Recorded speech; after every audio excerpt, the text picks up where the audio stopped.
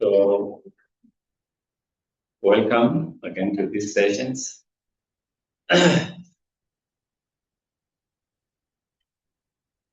Hopefully, we didn't make too much confusions.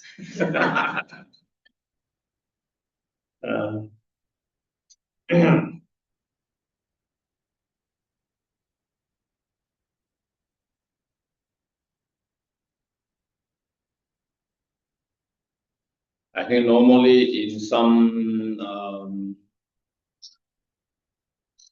traditions, lineage, I think they explain dependent arising mostly from the cause and effect, which is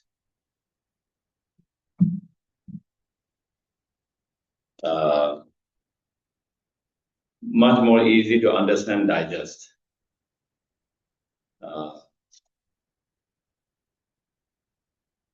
But I think in order to understand emptiness correctly, deeply, then understanding just the growth level of dependent arising is not enough. And so today, after this session, we are going to, as we might have seen on the schedule, we are going to be discussing about 4 essential points. And this is one of another analysis of selflessness, emptiness.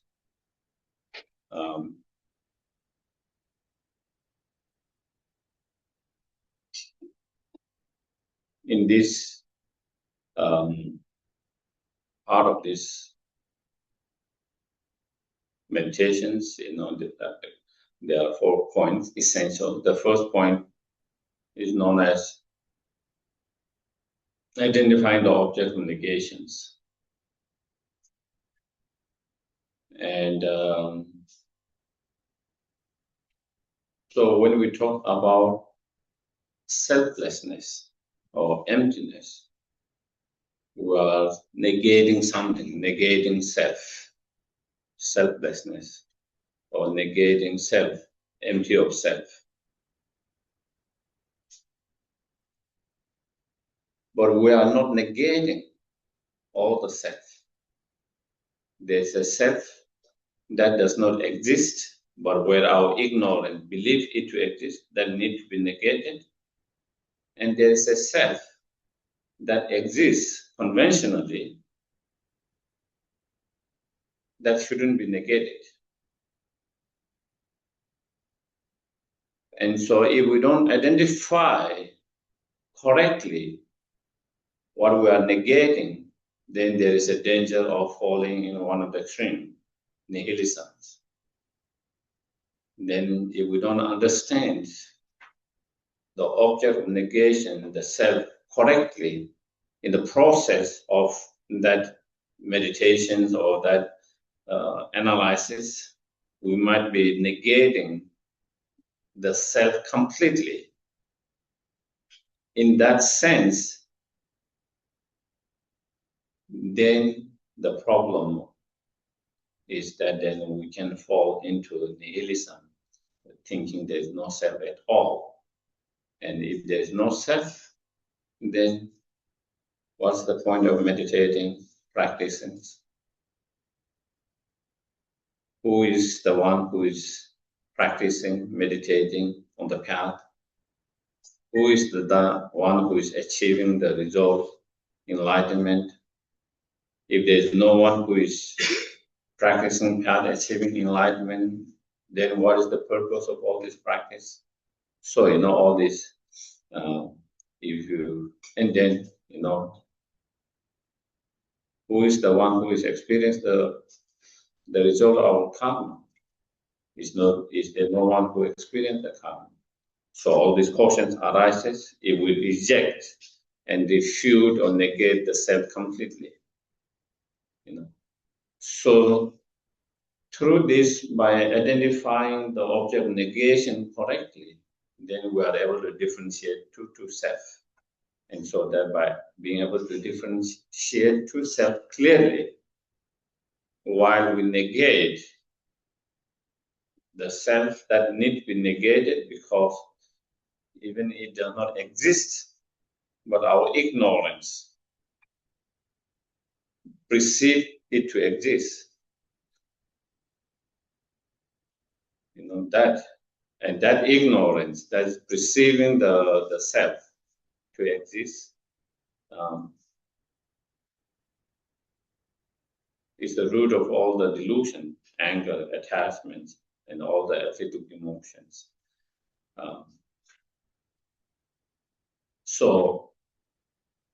But at the same time, we don't want to negate the self that exists conventionally and that functions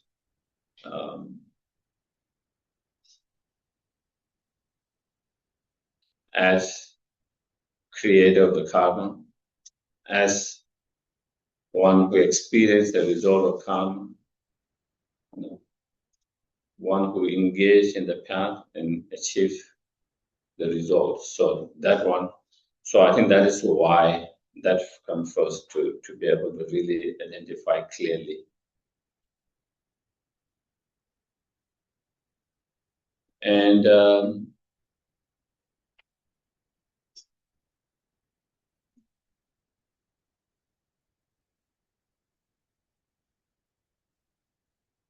to have a better understanding of that,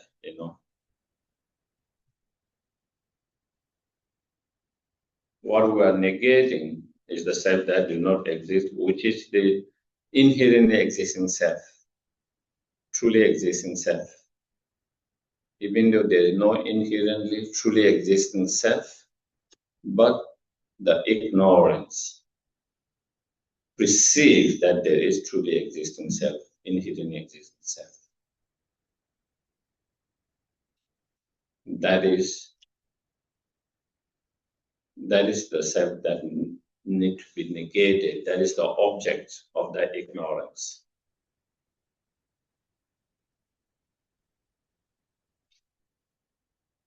And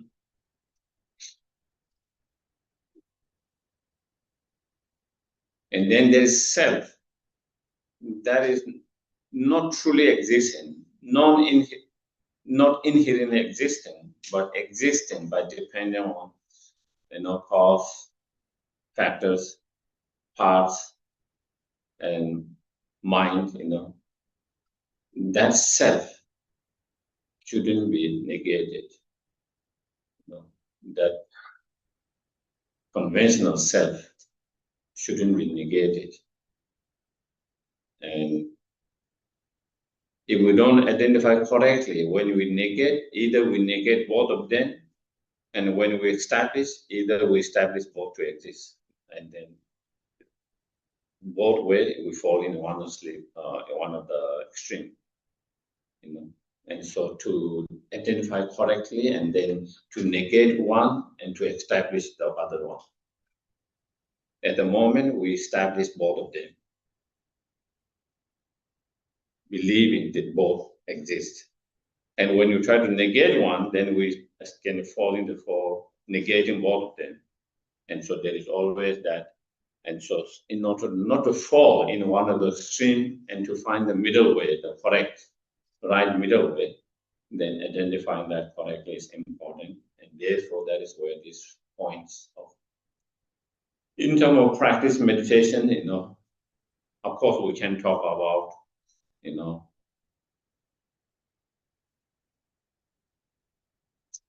inherently existing self or truly existing self that need to be negated. But how does that look? What does it mean? To understand that better, then there is you try to do meditations where you allow strong sense of self to arise. When we have any strong emotions, sometimes it can be fear, it can be anger, it can be strong sense of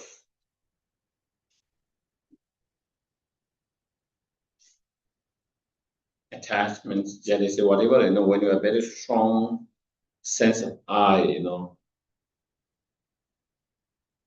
out of strong attachments and jealousy, then when you might feel, I have been cheated, I have been deceived.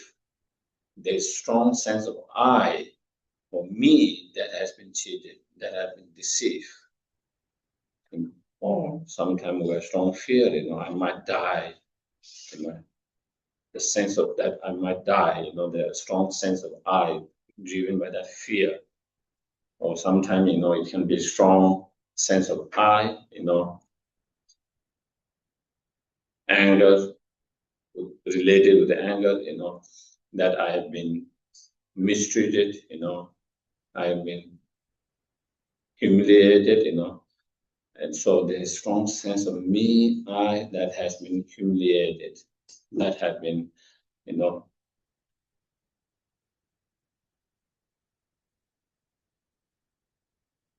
humiliated, feeling of humiliations, abuse, all of that, strong. So when we have that strong sense of I, the trick is in that moment, from the one corner of your mind, where there is a strong sense of me and I in that moment, at the same time, skillfully, from the one corner of the mind, you watch, you observe. How does the I appear to the mind in that moment? And how does the mind perceive the I to exist in that moment? With that, then you get more clarity of how the I appear to that mind and how the mind perceives. Because normally the sense of I, I'm feeling a little tired now, or I need to go to the bathroom, the sense of I, that I need to go to the bathroom, I'm a little tired. There's not very strong sense of I, but there's a sense of I.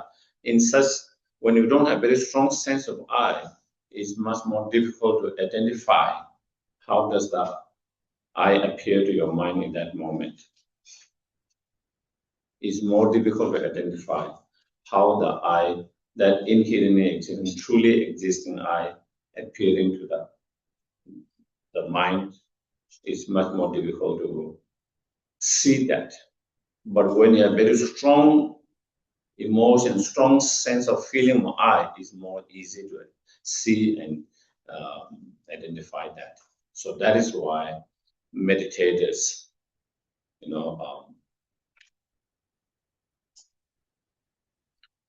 one of the purpose of doing joy practice is also for that. Of course, there are different purposes, One of them is that you go in places where the fear arises because of such environment. And so when there is strong fear arises, so then there is strong sense of I appear, and then the practitioners, try to identify that false I that appears, and you can easy to identify that in that moment. And through that, then they try to, overcome and refute that I. Of course, your practice, not only that, also, practice of generosity of your body to the spirit. And then, so there are many factors, part of the pure practice, but that is one of them. So, and sometimes for us, it might be very difficult when you are in that strong emotions itself, unless someone is really practiced and very mindful and very skillful, So for us, what can be is maybe we can recollect some earlier instant when we felt very strong, and that maybe we are dealing with that, and the moment you recollect that moment, still it upsets you or something because we haven't kind of deal with that properly, and there is strong sense of I or me that has been cheated, deceived, humiliated. And so while you allow that feeling to arise, and then, because here, you have some control, because you are intentionally bringing up that, so you have some control on that. In the moment when you are really happening, a lot of time we don't know what is happening. Only later we recognize, it's much harder unless, again, as I said, someone has trained and have a good practice ability to do that. But again, otherwise we can do that. Or we can imagine, we can imagine, someone, especially someone you dislike, humiliating, accusing, in front of everyone, embarrassing, putting him down, all of that, and then see how you feel and arise. Let the strong feeling arise, and strong with that, together with that strong sense of I. And again, because the environment, we have some control, so then in that cases, you try to skillfully from one side of the mind, you try to observe and watch. So that is one way of meditating, to identify the self that need to be negated, the object of negations, in terms of to understand, to identify more clearly through our own practice meditation. That is one way of doing it. So that is first the object of identification. Second, that is the first essential point. The second essential point is the essential point of what we call all-pervasive or pervasive. What it means,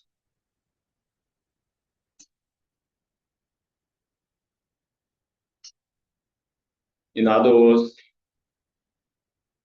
when you do the analyze, the third and the fourth analysis, and through that analysis, coming to conclusion and convictions that there's no inherently existing self, or is empty of inherently existing or truly existing self, to have that convictions, to be able to have strong convictions. Before that, then you need to have this understanding. There is only two possibilities. There's no third possibility. What it means is, if something exists truly,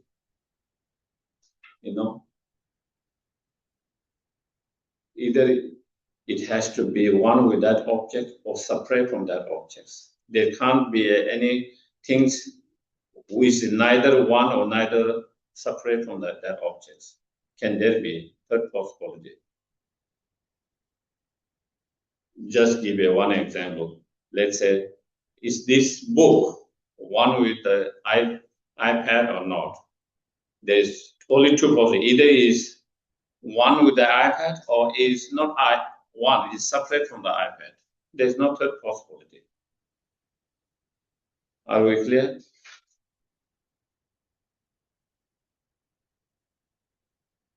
Another example, maybe to give a little more example, might be, if it helps.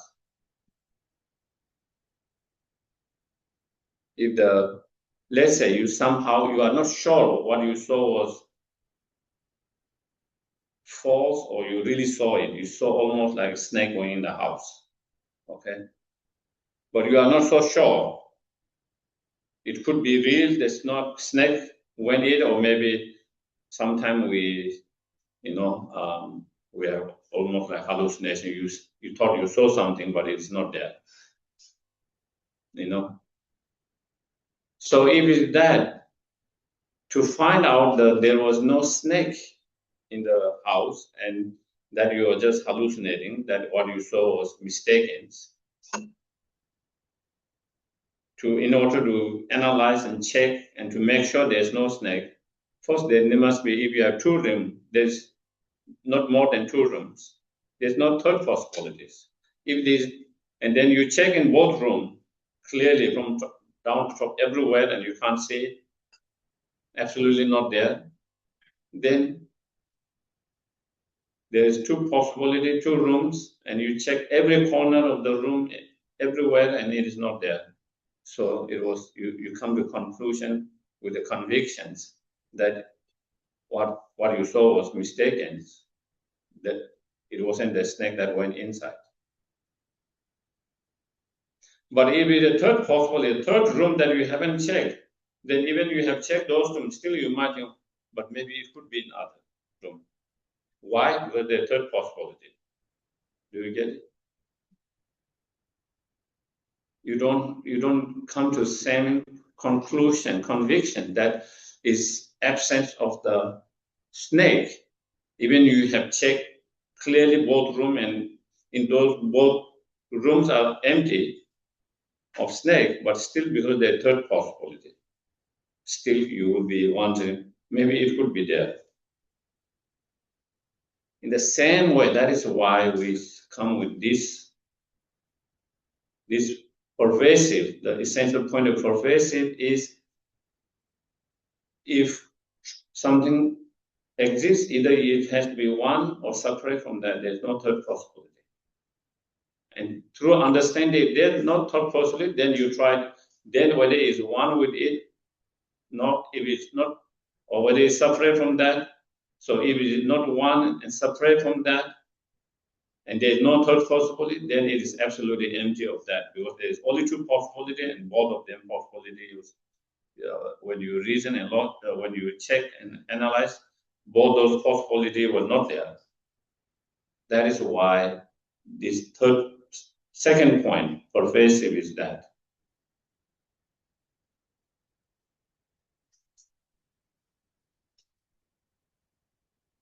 Ringing the bell, confusions.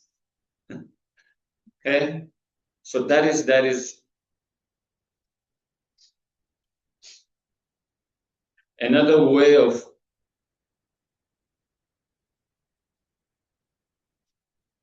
if something exists from there, its own side, either it has to be, when you analyze, either you have to be found within that object, or part of those objects, or outside of that. There is no third possibility. Is there any possibility that can't be within that or outside of that? If it isn't within that, the other only possibility is outside of that.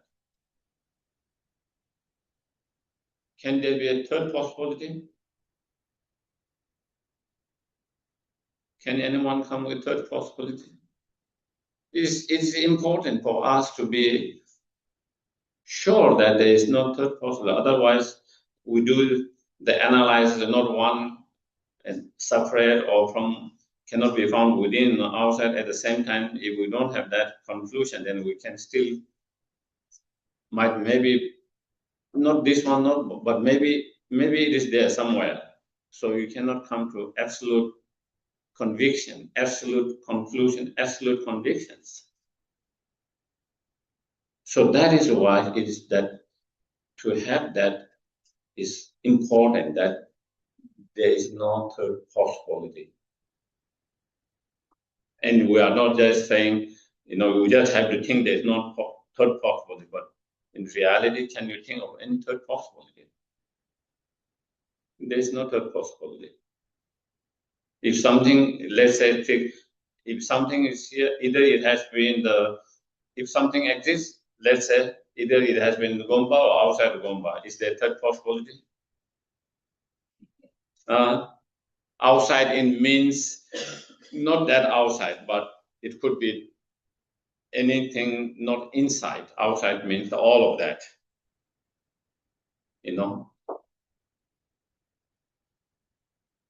So that is another thing that you have to reflect, contemplate. Is there other third possibility? And then to be sure or convinced there is no third possibility. If you are not convinced of that, then even you do this third and fourth analysis, still it doesn't lead to the same conviction that you want to do. Then you still think maybe it's not one, it's not separate, it cannot be found within, it cannot be outside, but still maybe there is the self that exists truly.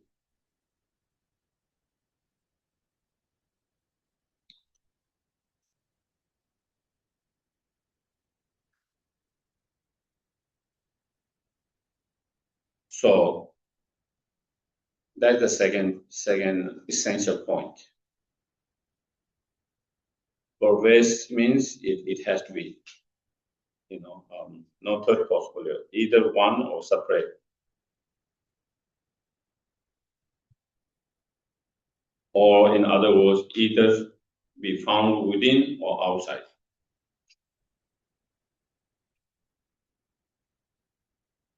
And then the third point, essential point, is then, once we identify the object of negation, and then we see if there is such truly existing self, because when you analyze, then you analyze how the self appears to that mind and how one perceived as a truly existence. And then then next is to analyze. That is how it appeared to mind. That is how the mind perceived to exist. But is that how the self exists or not? So it is analyzing whether the self exists the way it appeared to mind, the mind perceived it to exist.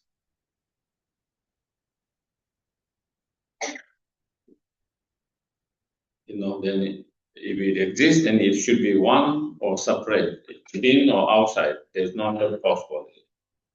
Since there's no third possibility, now to analyze whether it's one with that, and then analyzing whether the self is one with the aggregates or not.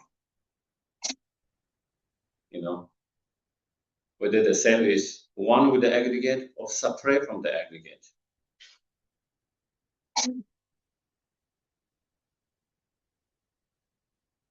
And as when you analyze that,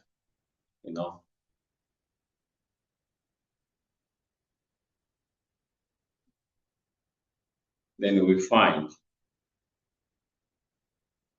the self to be not one with the aggregate, nor separate from the aggregates. As Nagarjuna in his precious garland says, person is not the earth element, nor the fire element, water element, air element, space element, consciousness element, nor is the collection of all of them,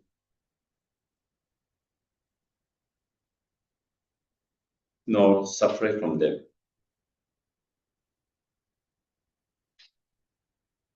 In such analysis, you also find in the sutras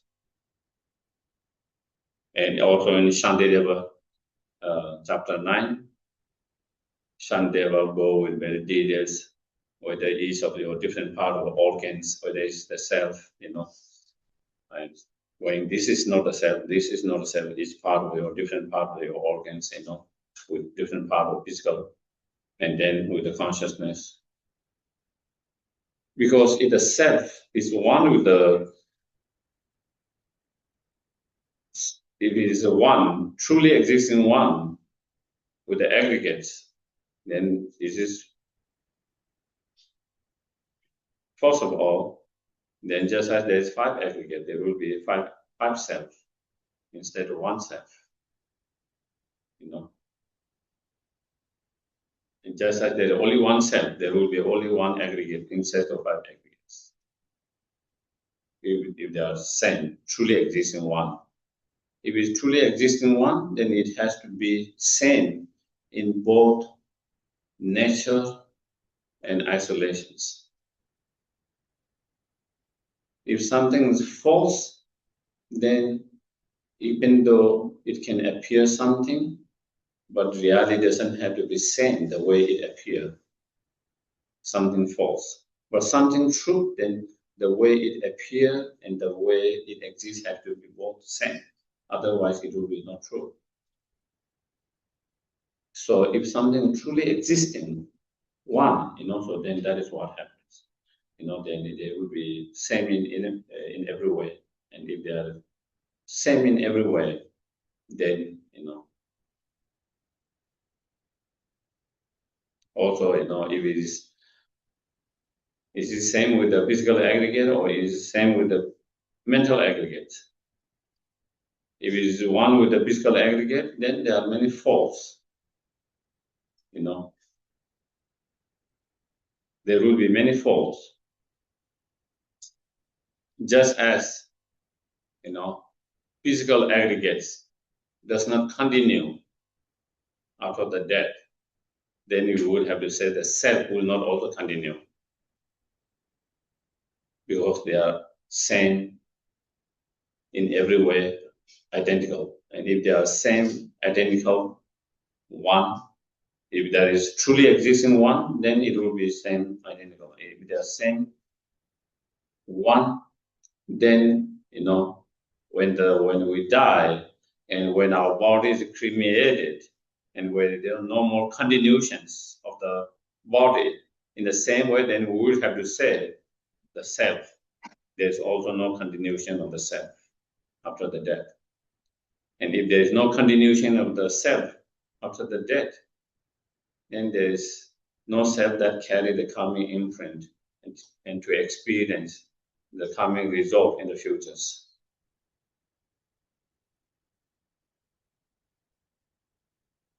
Also, if they are same, there is no way the self to achieve enlightenment because there is no way the body achieve enlightenment. It's not the body that achieve enlightenment. Then the self cannot achieve enlightenment. If the self cannot achieve enlightenment, then there's no point of engaging the path and the practice, all of that. So there's all these problems, shortcomings.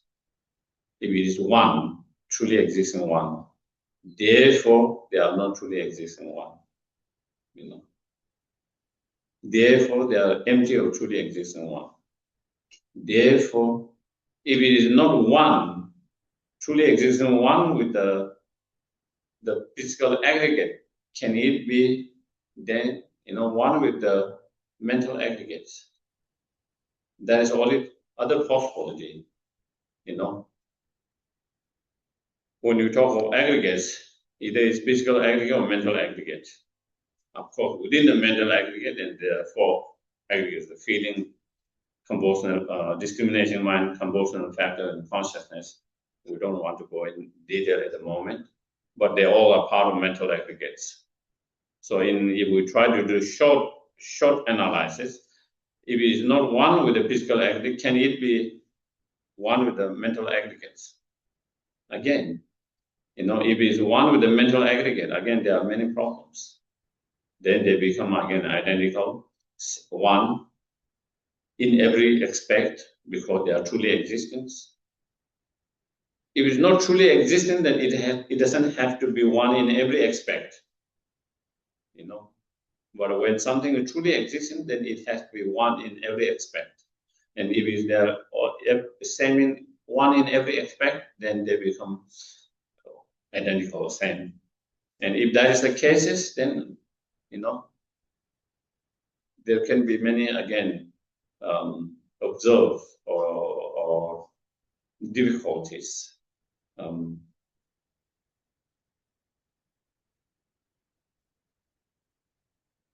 Then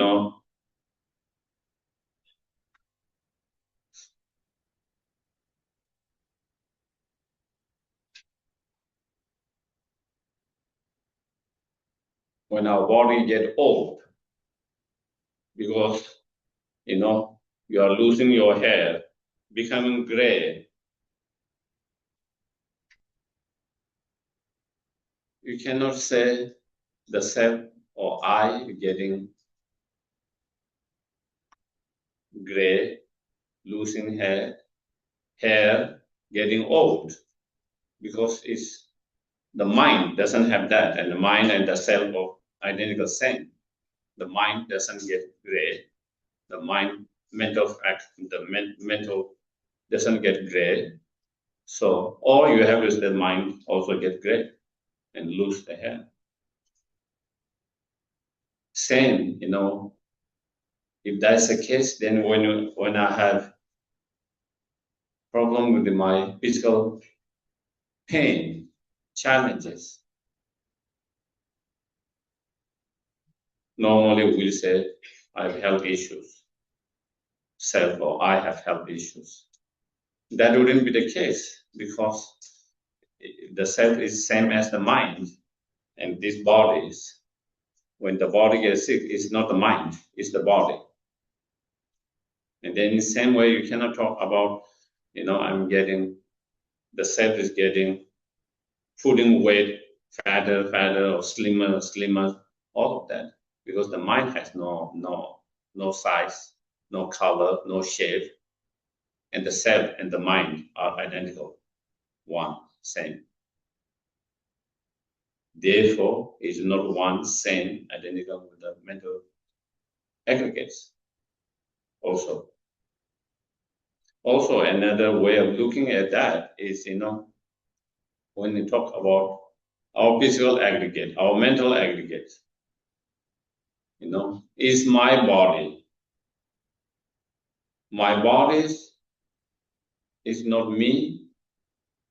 Me is not my body. My feelings is not me. I'm not the feelings. My consciousness is not the me. I'm not the consciousness. So otherwise, we wouldn't be able to differentiate me and my mind, my feeling, my discriminating mind, my consciousness, my bodies, if they are same, equal, oneness. So when you do that kind of analysis, that kind of different analysis, then, we come to understand is not one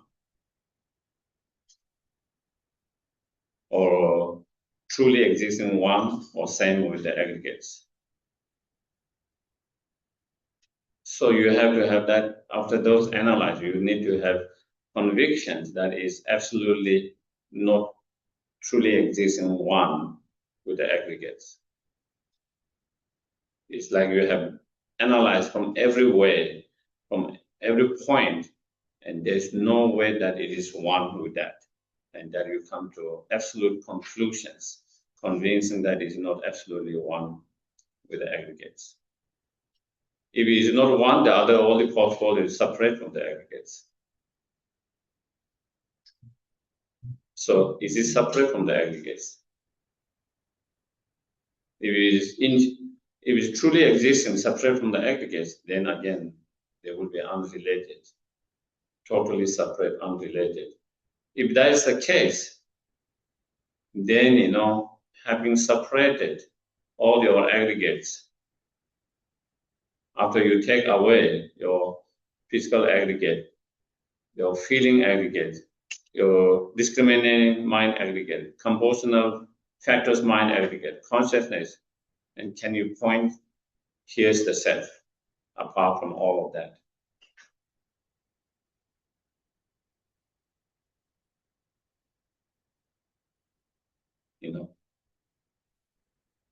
This cup and this table, because they are separate,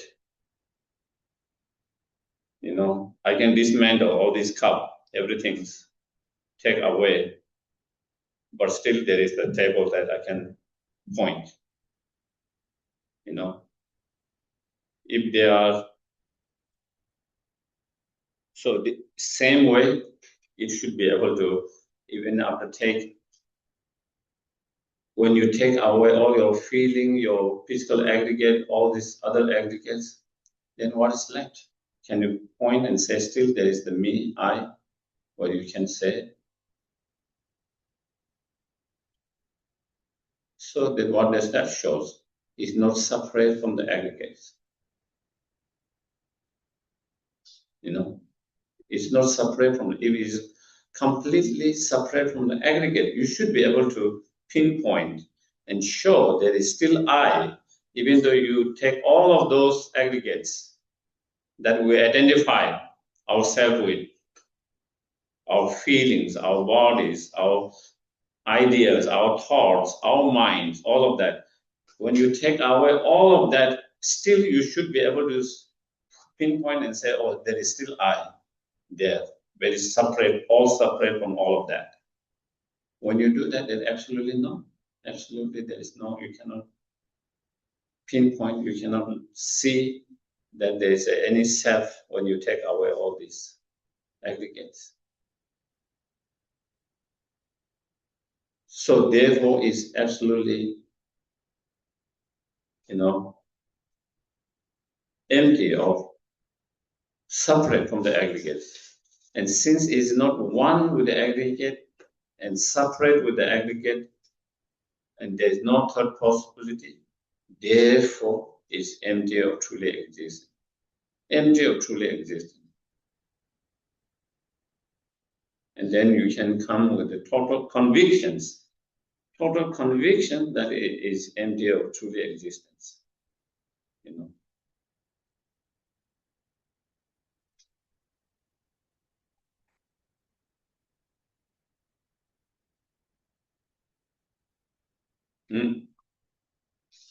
So that is the analyze. If something is truly existence, if something is truly existence, even in our world, if something is true, when you analyze more deeply, more deeper, the more clarity it has to be, isn't it?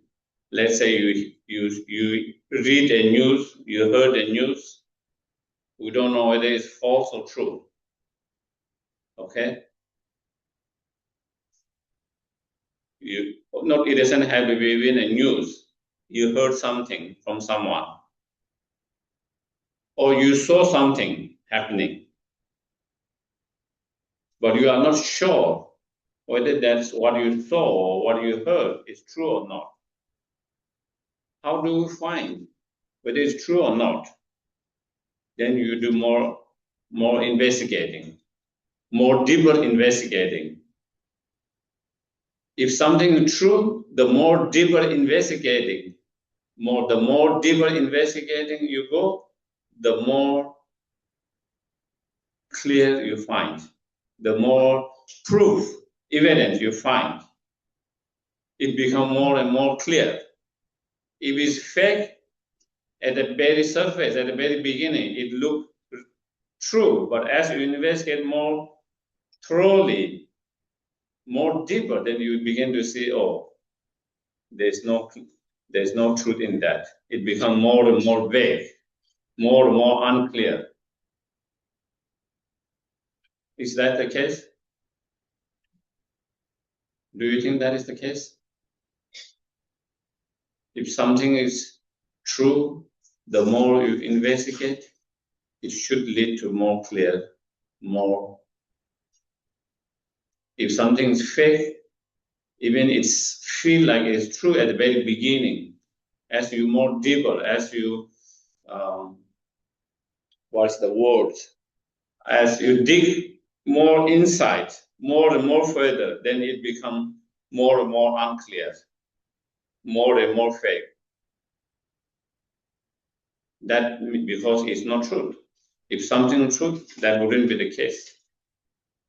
Same way, if something is clearly existence or truly existence, such as the self, if the self is truly existence, the more we investigate with such ultimate analysis on deeper levels, Is this one with the aggregate?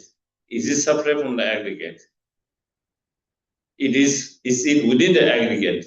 Is it outside of aggregate? When you analyze that, the more clarity it has to be. But when we analyze, then it becomes more and more vague. Now we feel we don't know where the self is. Before we feel like so strongly is somewhere there that almost tangible. We would feel like, especially when there is strong emotion, so concrete, so real, so true that it feels like almost we can kind of hold on that. Now as we analyze it, it feels like what is happening now?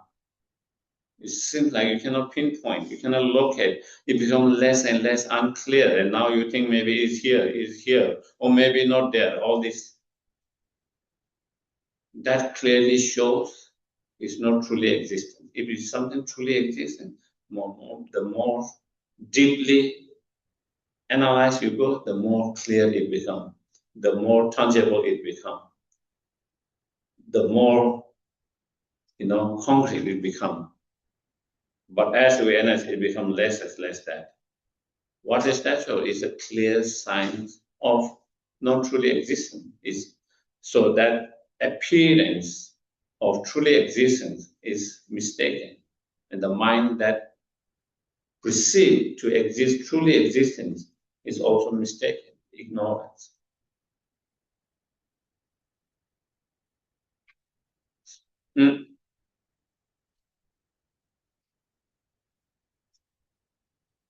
His Holiness the Lama he said, I think one Tibetan elderly lady came for his advice.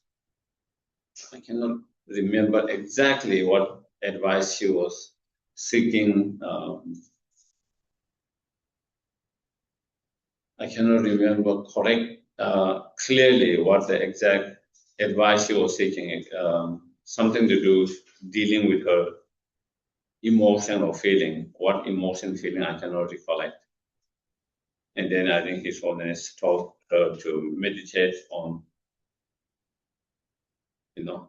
find where the self is, where she's feeling so strongly. And is it in your head? Is it in your heart? Is it in your upper part? Is it in the lower part of your body? Where is it? You can do that analysis. And His Holiness asked, where is? She said, it is somewhere here. That's how you feel it, but it doesn't mean it is there. And then His Holiness, how does it look? It looks like round.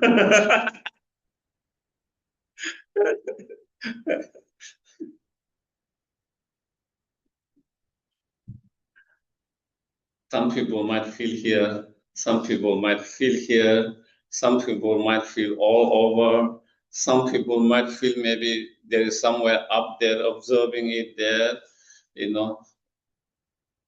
But if something is truly existing, then it should be very clear. What it shows is very unclear, and these are just our feelings.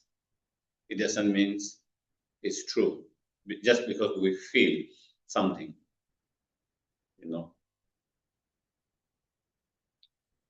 How do we know whether our feeling is true or not? By analyzing, investigating,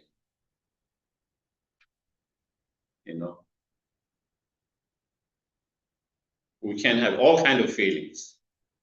True feelings, not true feelings, different feelings due to past imprint, due to environment, influence, due to upbringings, due to many cause conditions, due to different conditions, we might feel different things, but what we feel, sometimes we don't know whether they're accurate or not, true or not. And to understand what we feel is accurate or not, then it has to, when you analyze more deeply, then we should be able to withstand that, And so therefore,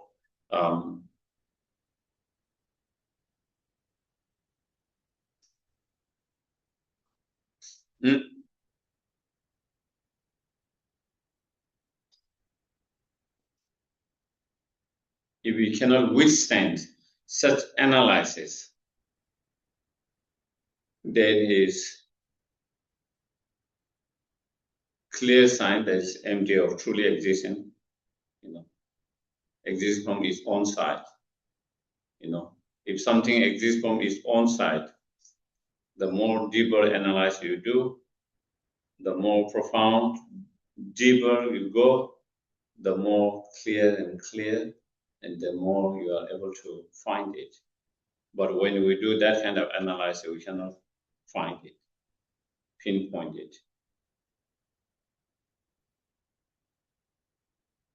Good example of that is, classical example is snake in the rope.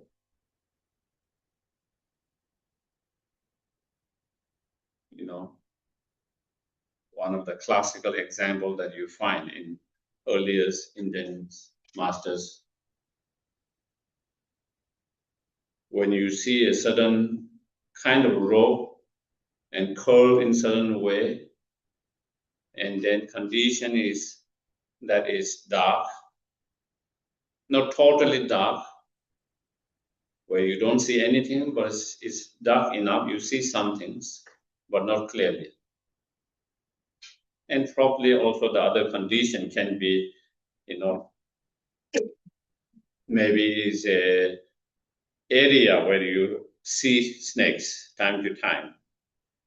Okay. So in such conditions, from distance, then the rope, you might say, oh, there is a snake. And by seeing that rope as a snake, because of certain conditions, the conditions, the shape of the rope, the way it's curled, and unclear, little dark, unclear, and maybe the condition, someone who is fearful of snake, someone who have seen snake around somewhere, and so all these are different conditions that plays, and with all these conditions, then you see, oh, there is a snake. The moment you think there is a snake, the fear arises. The fear arises.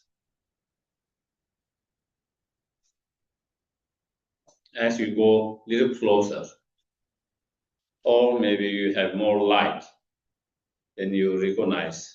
As you investigate more closely, you go closer and more light, then you see, oh, it is just a rope, it's not a snake. Then fear is gone. Once you realize it's not a snake, but it's just a rope, the fear that arises, believing that was snake, is gone. So in that, if you try to find the snake in that rope, you cannot find. You cannot find the snake in every part, any part of the rope, collection of the rope, continuity of the rope at all.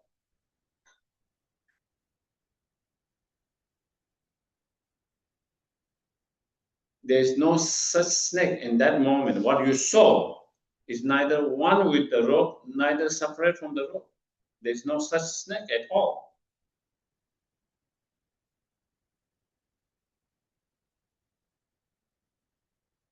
But at the same time,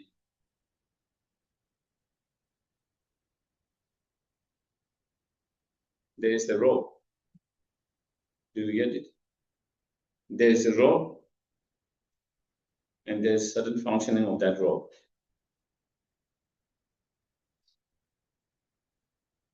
Same way when we analyze with that, within the aggregate or outside the aggregate, when we try to analyze, you cannot find such self or I, truly existing self or I,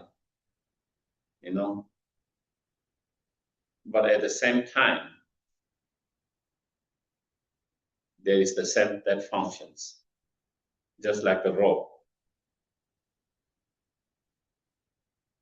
Even though there is no truly existing self or ultimately existing self, there is no ultimately existing self because that self cannot withstand the ultimate analysis. That self cannot withstand the ultimate analysis, but because that ultimate analysis cannot find the self.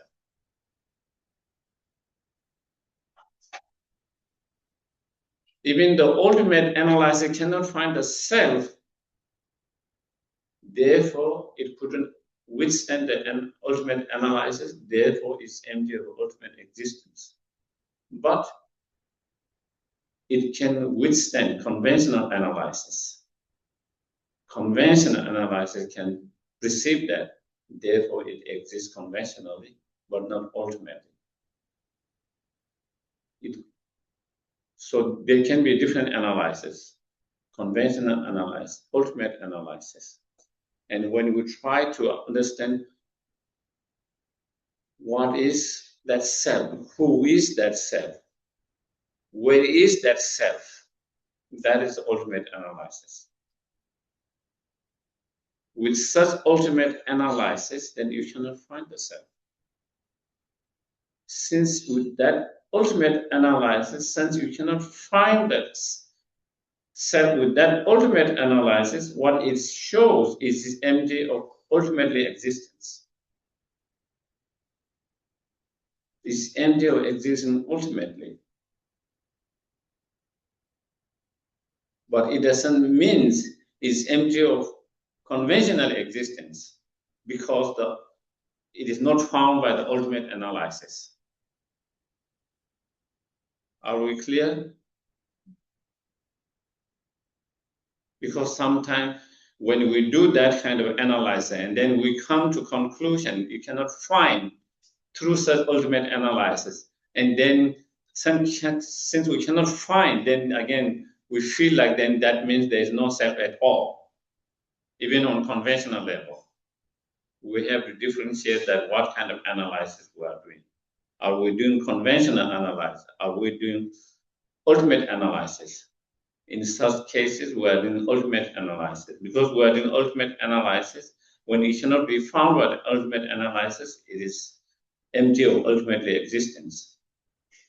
But that doesn't negate conventional existence because it is not found by conventional analysis. It hasn't been found not to exist by the conventional analysis. It is found to be non-existent by the ultimate analysis.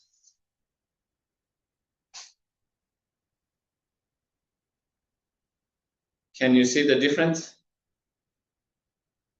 Yeah, okay.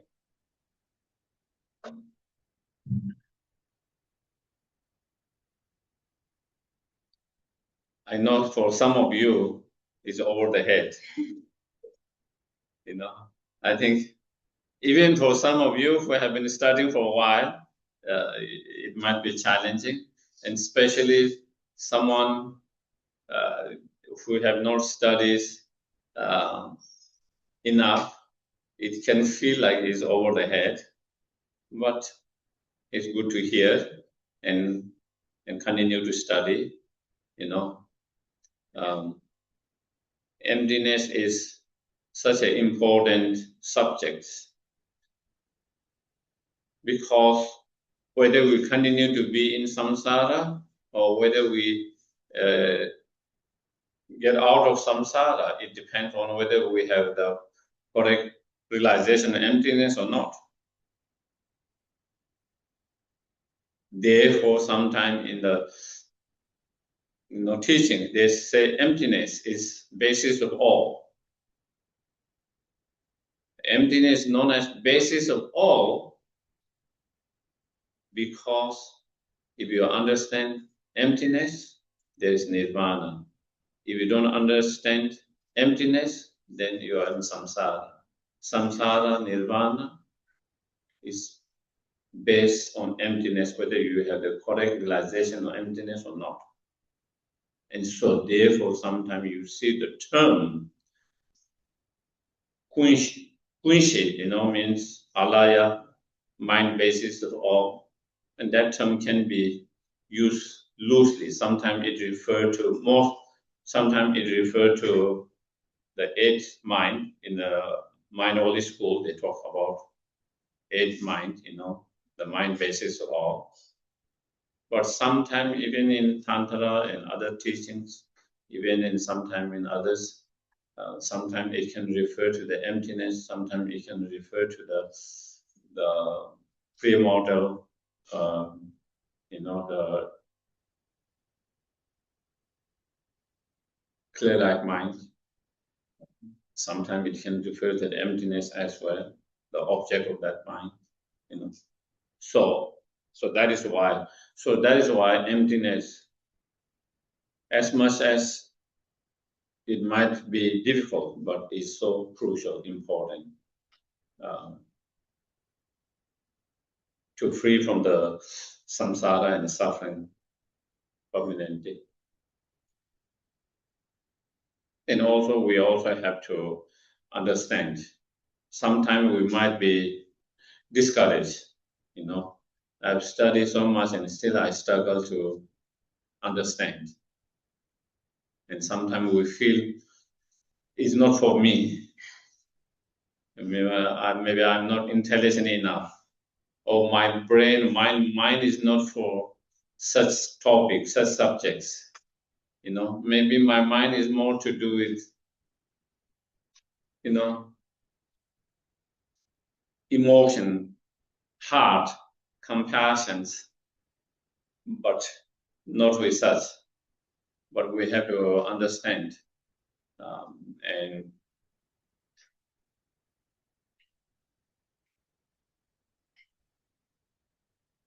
in Diamond Khatara Sutras, it says, and as well as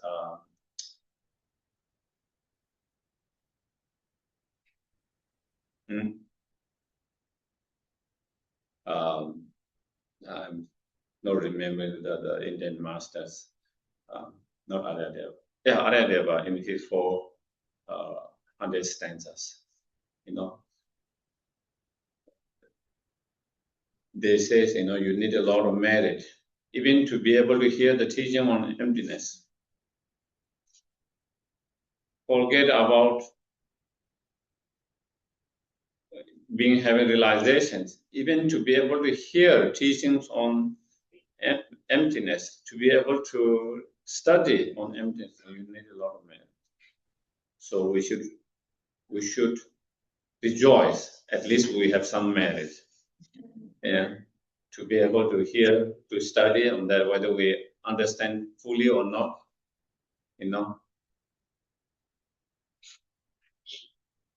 as Aryadeva, as Aryadeva said, even having a doubt on emptiness shakes the very root of the samsara.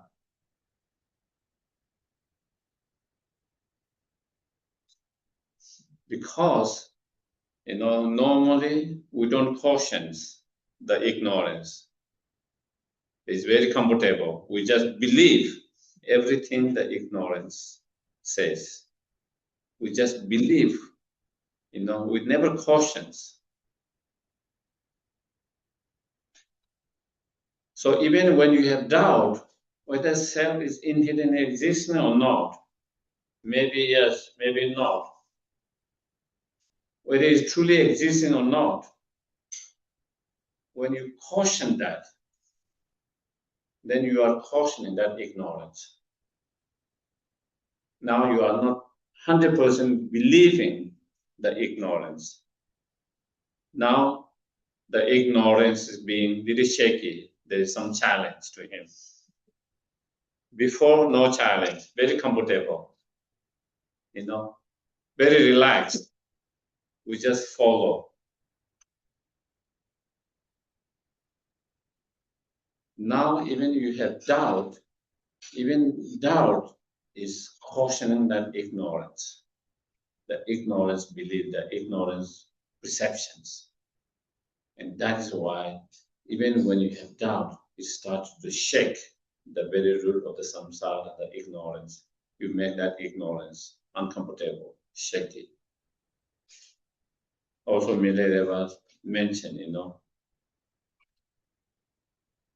to have understandings of merit, you need emptiness, you need a lot of merit. And so, and even to have teaching on that.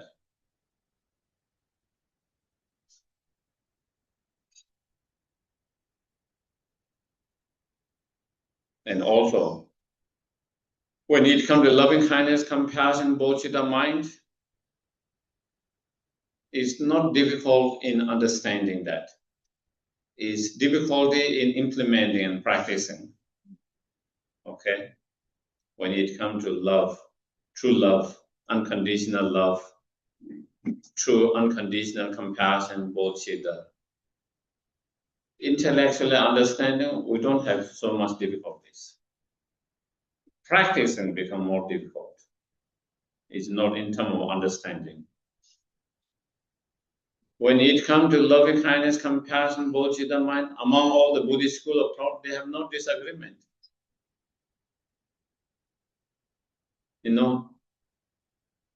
They all have same.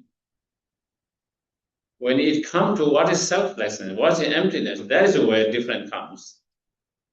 Because each of those masters have different understanding what selflessness is, what emptiness is. What Buddha taught in the sutras about selflessness, emptiness, and those different masters of different school of thought, their understanding of what the selflessness that Buddha taught, they have different way, they have different understanding. They don't have the same, and that clearly shows it's not so easy. And those masters of different schools, they are some of the greatest minds, some of the greatest philosophers, some of the greatest thinkers, incredibly intelligent, incredibly great thinker, philosopher. Even some of them have difficulty with understanding the Prasangikas, understanding of selflessness or emptiness.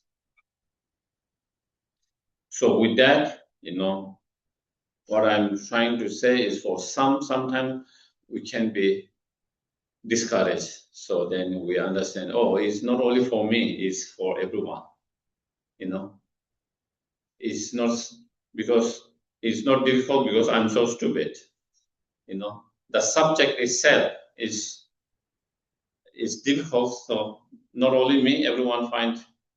Sometimes some others can try to see present as they are having easy, but maybe not.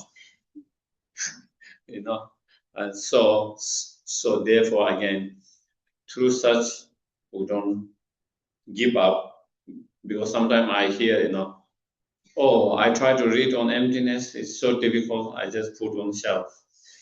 Maybe I will read later. But if you keep on putting on the shelf, when we are going to read, maybe not this life, and then it become more difficult next time. Because it's difficult, then you have to study even more. If it's easy, then you don't have to put so much effort in studying that. But it is difficult, and because it's also not only difficult, but it's so essential. Therefore, if it's difficult, then you have to put even more effort to study and learn that subject. Because we are not studying a subject that is just a philosophy, abstract philosophy. It is something related with our emotions, our delusions.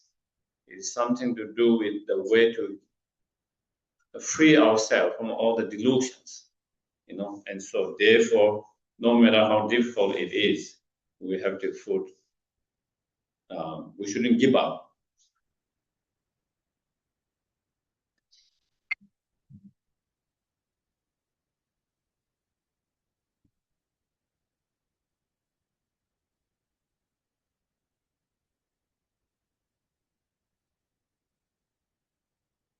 in relation to the snake examples, there are so many instances in our life which are similar experiences. In India, in Sera, where between the Sera, and then between the third camp. From the Sera, the next camp is the third camp. In between, there is a small bridge. And a lot of people have said that they saw ghosts around that bridge. Whether what they saw a real ghost or not, who knows, But many people claim they have seen ghosts there.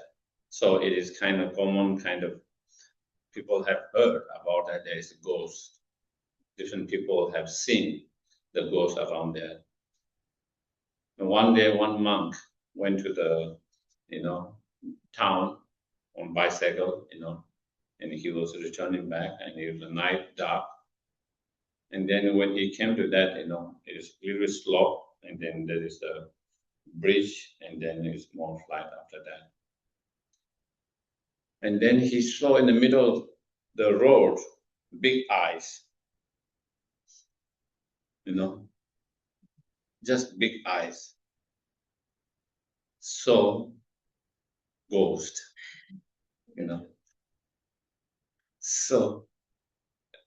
So no doubt it was ghost, So of course he had little fear. He started to recite mantras and some prayers, mantras. And then he said, there's no way him going back because he had to go to the monastery. So he thought, of course, the ghost normally doesn't have a physical body, So he just thought he would just drive through it. So he recited some mantra and he was going to just drive through it, and he drove very quickly, and then he hit something and he fall and heard the sound, and it was a cow. The cow was sitting in the middle of the road, and I don't know, with his light on his bicycle, I don't know whether he has light and whether that reflected in the eye, and he just saw the eye and not the body and everything, So there is the conditions, there, the story condition, because the story that people have seen goes around there, and then maybe someone who is fearful of ghosts, and then there is a story related with that, those conditions, and it's not clear, dark, and then in that, maybe, I don't know how he saw that, the two big eyes, whether there was some reflection from a little bit of his bicycle, or I don't know exactly that, and to be able to just see that reflecting and not whole things. And then, and we have many similar experience like that, isn't it? How the many conditions affect. Yeah, when we were young, we used to hear so many stories of ghosts, and we used to get so afraid, going to the bathroom, you have to go outside, and you just run and look back. Each time you come, always feel like there's something out back, backside, you always have to look and run, And again, it is because of so many stories that we heard about ghosts when we were young. I don't hear so much story anymore. I don't know, at that. Yeah, maybe more light and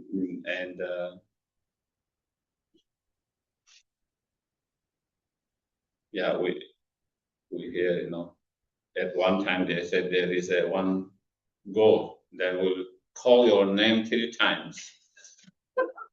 If you answer, you will die. So,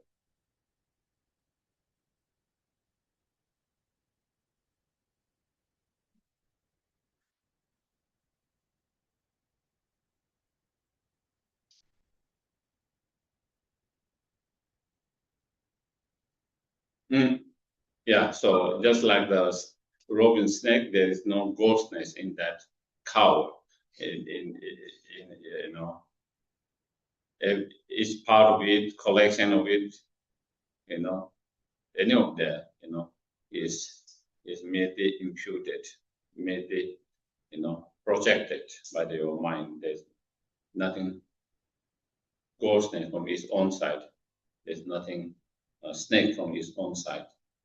From the objective side, you know, even though it appears to exist objectively from its side at that moment as a snake, as a ghost. So same way, all the objects that for those who have not realized the emptiness, everything, every shape, every color, every size we see, every sound we hear, everything we smell, everything we taste, everything we feel, touch, everything appear inherently truly existence. Everything appear existing from its own side, objectively there. The cup appear existing from its own side, objectively. Nothing to do with my mind subject. This book, this everything's. And not only it appear, then our mind perceive exactly to exist that way. And that deceive us,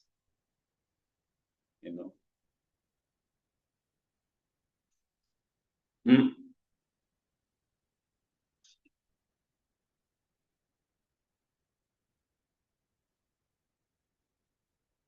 When I believe, there is a beautiful, nice cup from its own side, objectively, from its own side, objectively, then attachment arises, the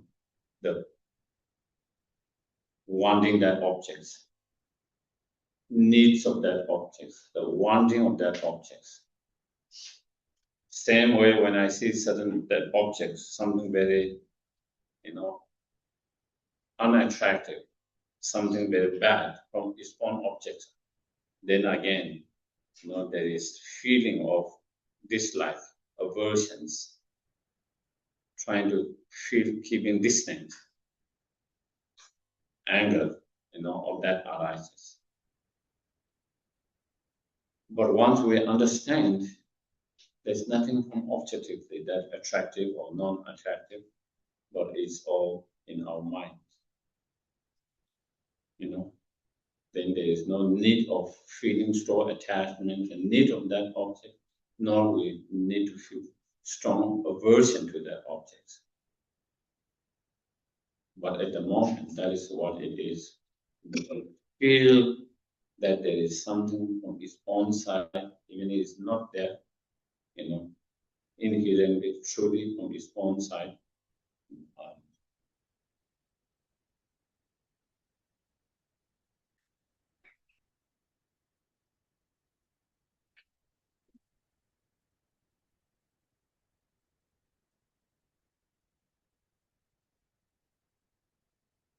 Even though everything appears to our mind to exist from its own side by itself as it is.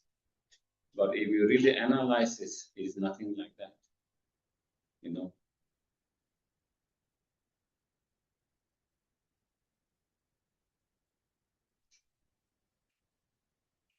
Some of the, the exercise,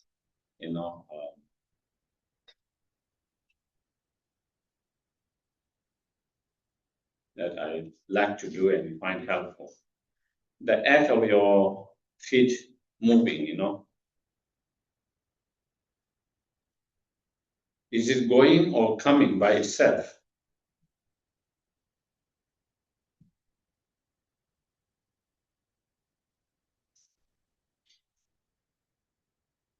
I think it's neither of them by itself. What do you think? By itself is neither coming or going. It depends on other factors. From that side of the person is coming.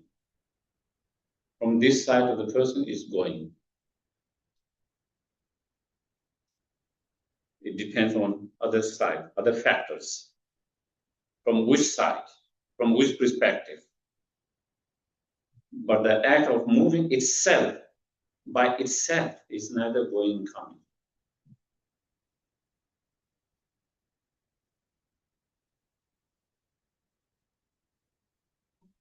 Is this small or big by itself? By itself is neither big or small.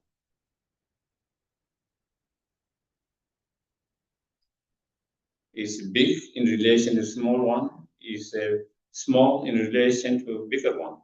But by itself is neither big or small. Is this beautiful flowers or not? By itself is neither beautiful or not beautiful, not big. It depends. In relation to something, it can be beautiful. In relation to something, it might not be so beautiful.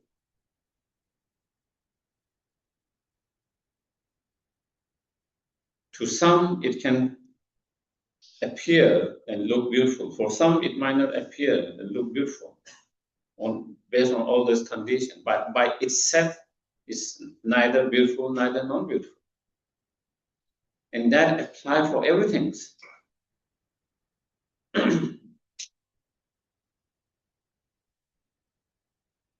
But when we analyze such way, then it makes sense, isn't it? Does it make sense when we analyze that?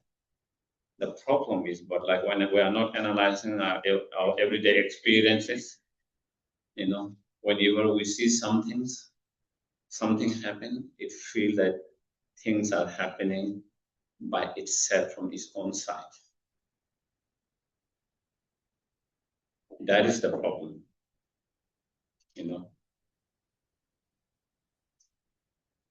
Then we see either this as a big or small by itself.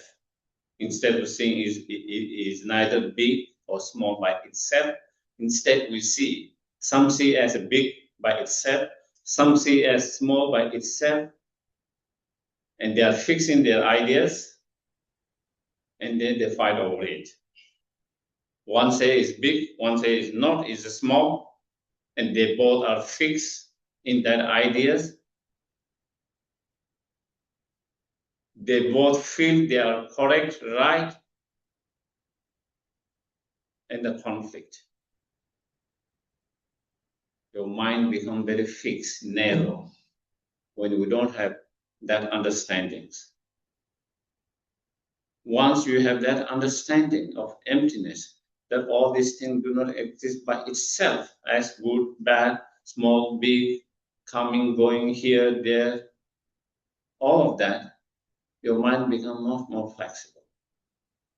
Your mind becomes much more flexible. From my side, I find it's nice, but I can also see from other side, it might not be so nice. And this is neither nice or not nice by itself.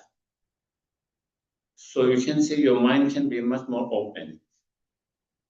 You don't have to be so strict and fixed and narrow, where we can agree, this is what I found this way and you find that way, and we just both accept that. This is helpful to do, You, I accept, but it's not helpful to me. And we both understand and accept. This is something beneficial to me, and this is not beneficial to me. It is okay. We each have, because by itself is nothing good or bad by itself. It's so much releasing, from all these fixations. A lot of our problem is fixations, due to that so strict, narrow, fixed ideas about everything. And our mind becomes so unflexible.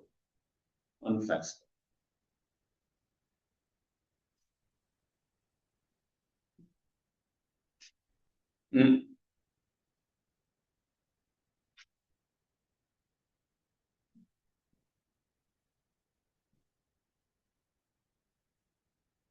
And if we try to apply the same analysis in all,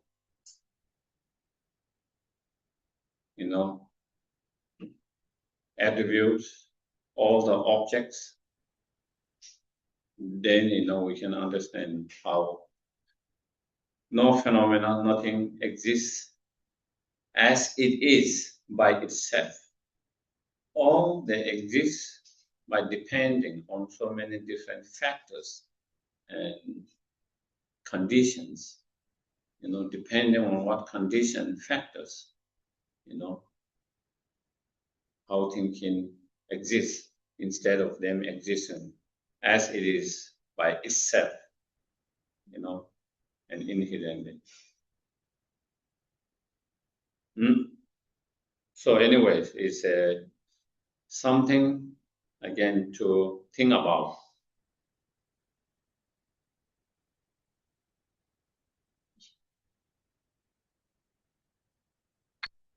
Think about whether it will help us, our mind to be more flexible and open when we have that understanding. Whereas when we don't have that understanding, and when we believe everything to exist as it is from it by itself, then because that is what itself, then there cannot be two different, it cannot be same to all. It has to be same to everyone. If it exists from its own side by itself as it is, then it has to be, because there's nothing to do with your perception, my perception, whether you are looking from that side or whether you are looking from this side, there's nothing to do with that, because it's all from objective, from its own side as it is. Then there is no possibility of being flexible. That's what it is. But if that is not the case, it depends from where you look from where you see from that side, this side, from that perspective, from this perspective, in relation to that, or in relation to that, and so on. Then, there's nothing from by itself. It depends on many other conditions and factors, and therefore things could be different when those condition factor changes. So therefore it doesn't has to be so concrete and so fixed in that way. And therefore our mind also doesn't have to be so fixed in that, by understanding that reality, that fact. Okay. So, okay, we do a dot like this.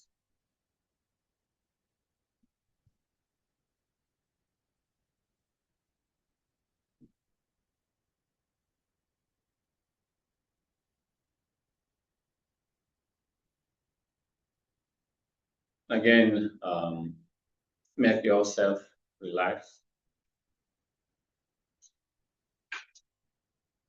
and watch the breath mindfully.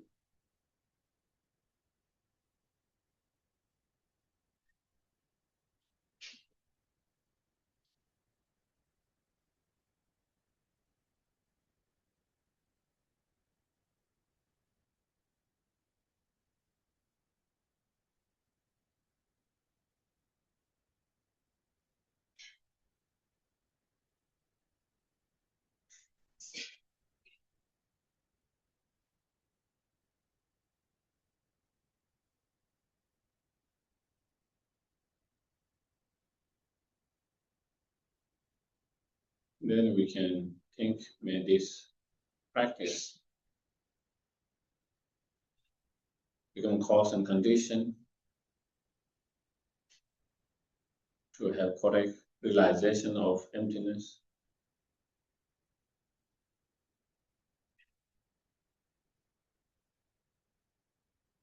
And may it become cause and condition to obtain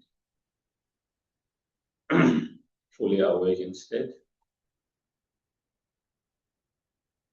so we can fulfill highest purpose and benefit of others and oneself.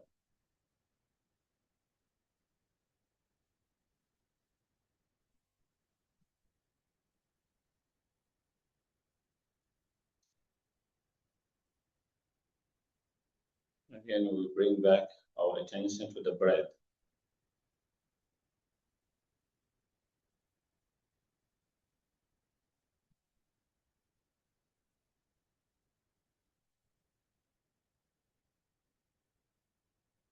Then try to see if you can generate a strong sense of I.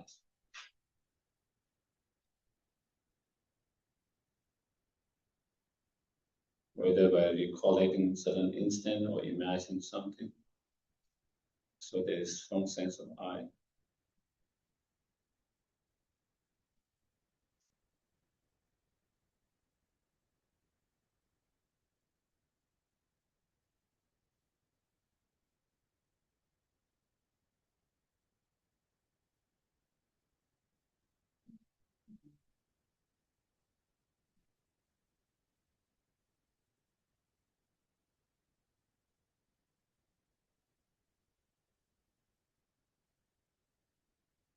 And when you have strong sense of I from one corner of your mind, try to see how does that I appear to the mind.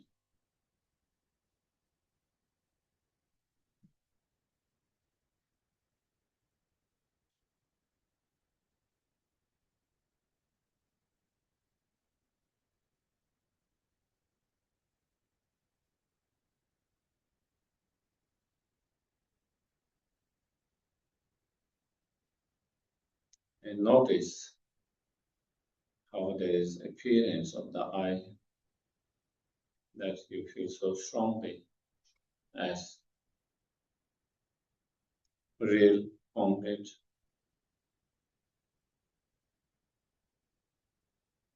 truly existing by itself.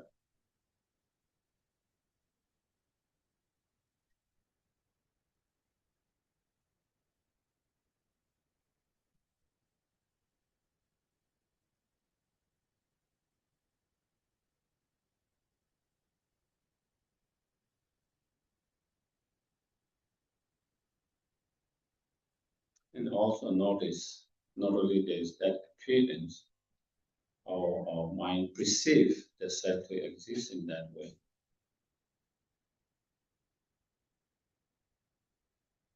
Real, truly existing self.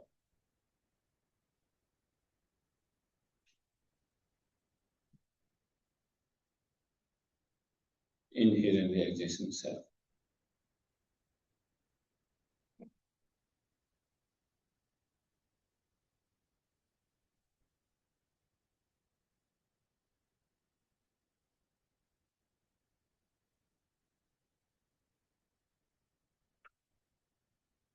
If it is truly existing, if there is a truly existing self as it appeared to our mind and the way our mind perceived to exist,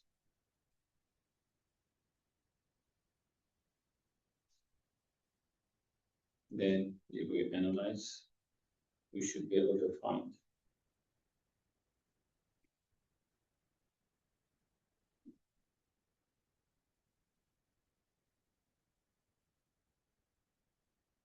can it be found within our physical aggregate?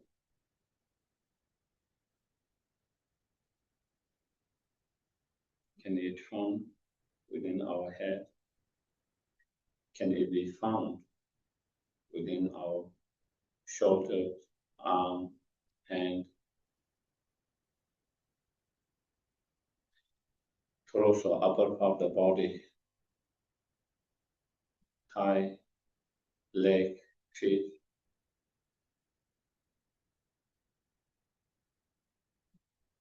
Can it be found within the skin, within the organ, each organs, bones, muscles, blood, cells. See,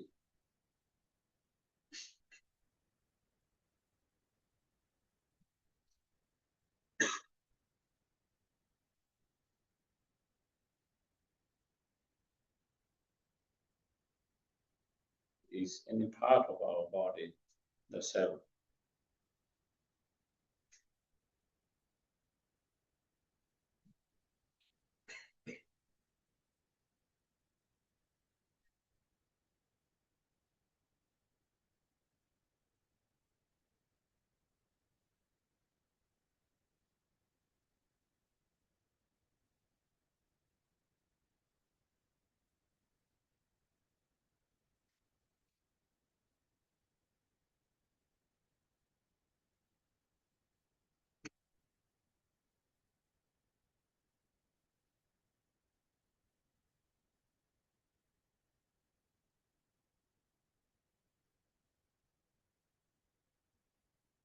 If you feel like that you found somewhere, any part of the body, again, try to see.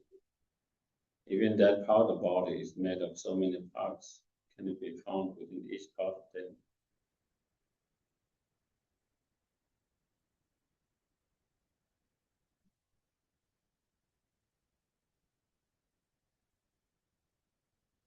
And even you go to the most subtle parts, can it be found? The south side of that part, north, east, west, up. So try to do that.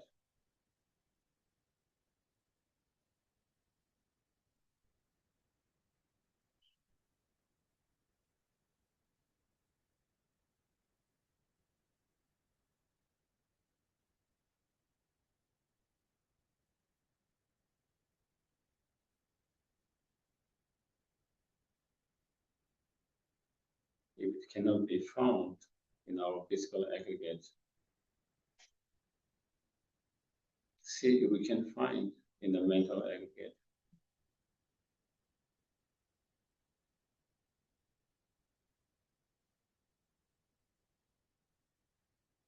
Can it be found? The sense consciousness, mental consciousness, where within the mental consciousness, there are conceptions, direct mental consciousness. Where can it be found?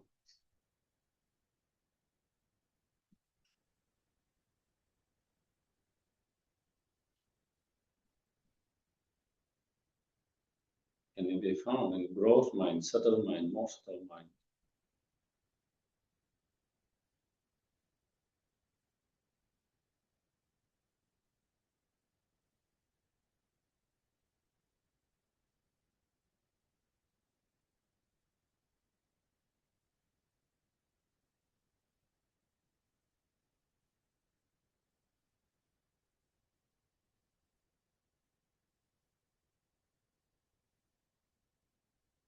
All the perceptions and all the gross mind, including the subtle mind, cease as we die.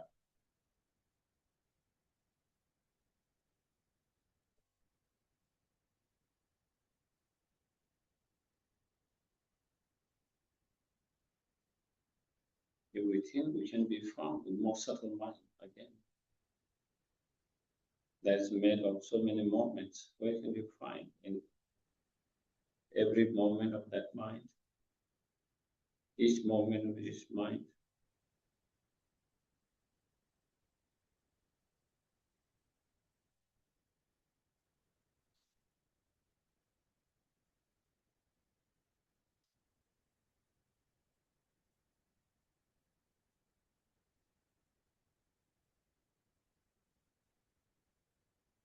it is found in every moment, there will be too many self.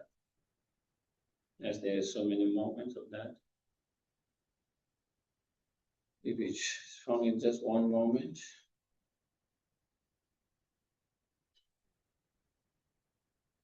how can that be? Which moment? And why is that? That particular moment.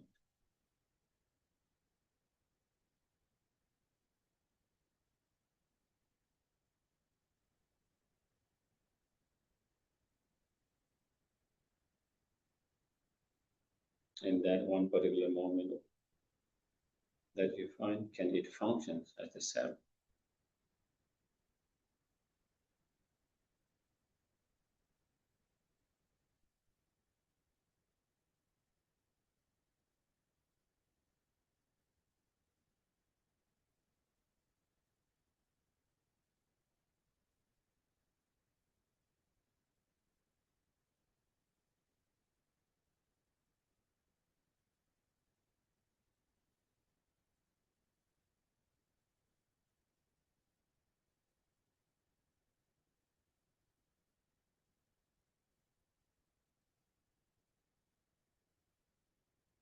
If we cannot find within the physical aggregate, part of physical aggregates or mental aggregates, can it be found outside of those aggregates? In the table, in the cup, in the book, in the space under the ground.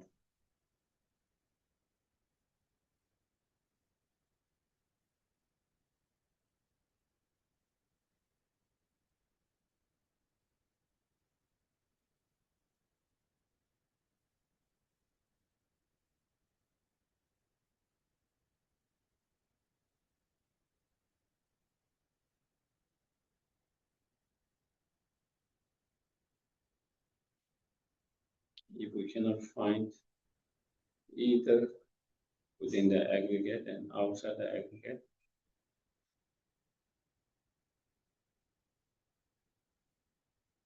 and it's totally empty of truly existence.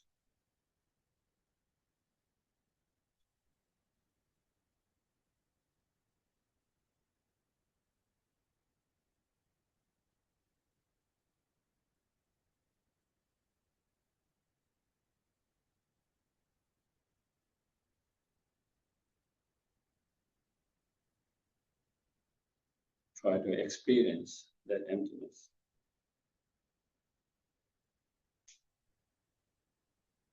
Total empty, or truly empty of that self.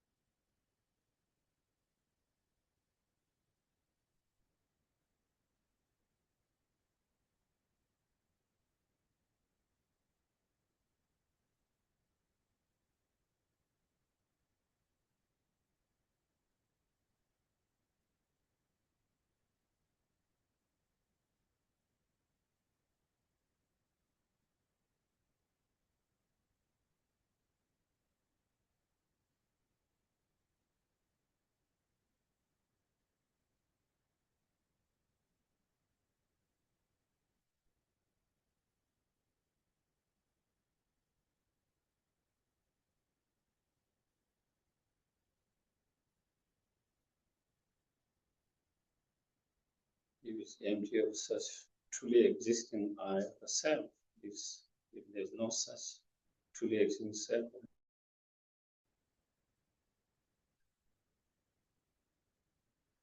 there is no reason to be fearful of something happening to this self.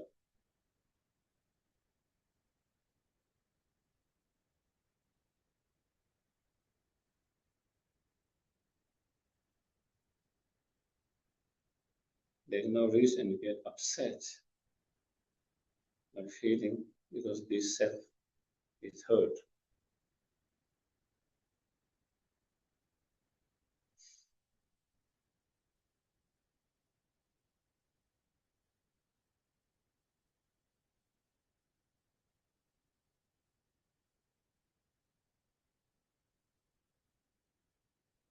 because there's no such self, totally empty.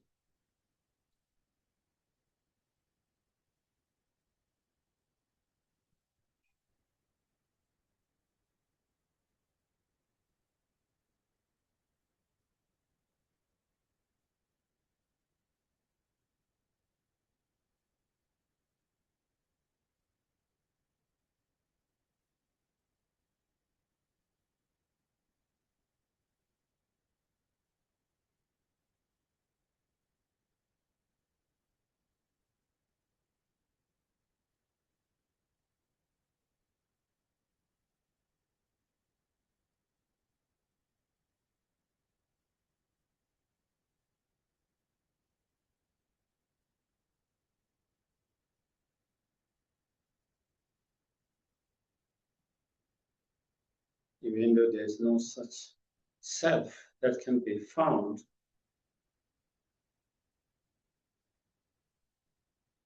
with such analysis, either within the aggregate or outside the aggregate.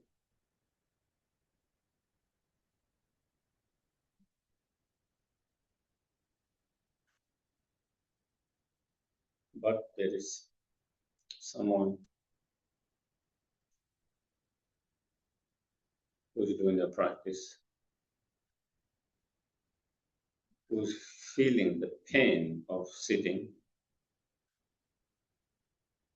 who's feeling the tired,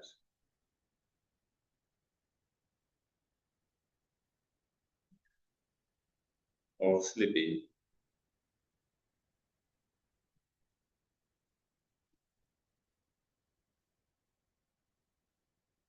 There is a direct experience that we cannot deny.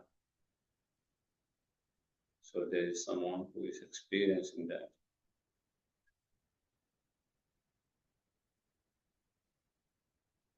So there is a self that experience, but that self exists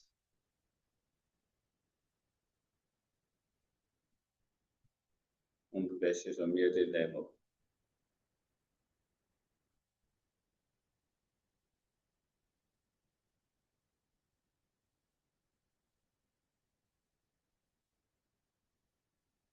It is the merely level self that is experiencing all of that.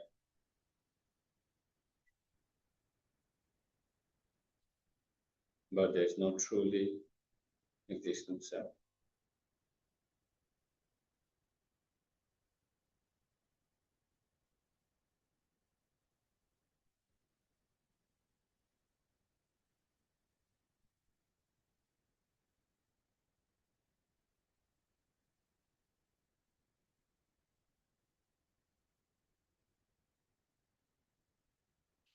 Then you can slowly bring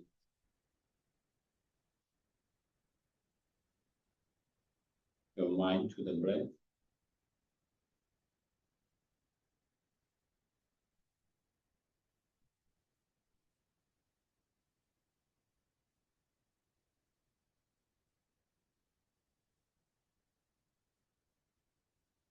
And then we dedicate all our positive potentials, energy, merit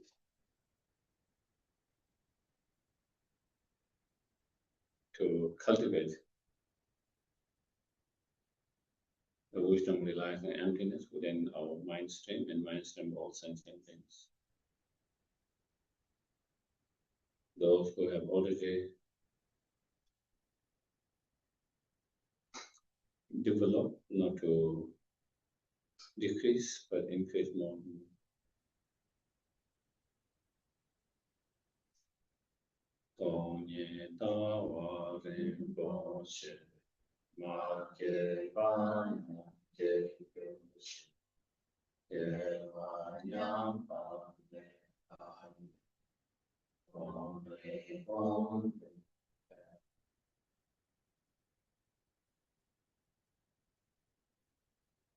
So I think the meditation we went a little bit more quickly, but when you are doing by yourself, you spend more time, especially when you feel like it is somewhere either different part of the body or within the consciousness, and then you spend more time to continue to do until you really feel convinced it is not there, it is not that, you know.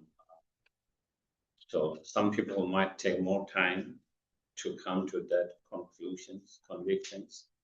Some people might be able to go through the process and come to the conclusion more quickly, easily. Some people might require more time. So you take your own pace when you do on yourself.